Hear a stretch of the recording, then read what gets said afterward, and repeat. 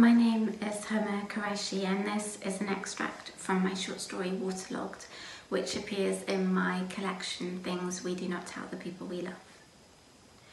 Since Rafi was born, it seemed to Shauna that time had stopped still, and she could not shake the feeling that the world was spinning too fast, that she could no longer quite stand up straight. Time hung heavy over both of them. Every day she felt unnerved by how unreasonable her love and her fury, which had become one, seemed.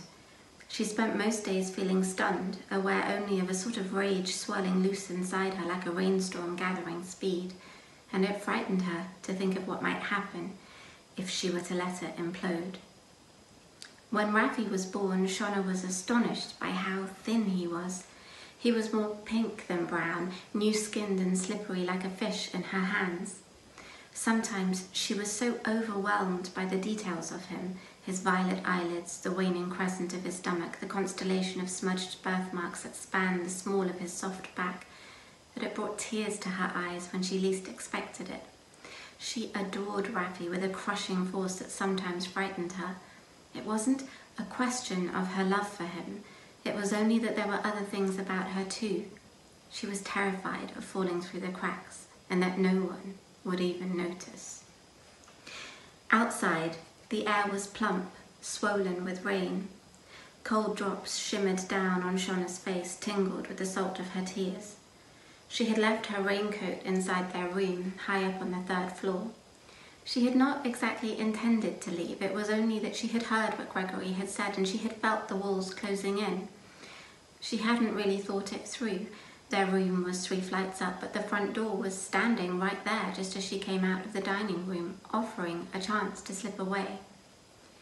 If someone were to have noticed her right then, standing there, trembling in the rain, if someone were to have asked her what was wrong, she might have grasped their arm for fear of falling.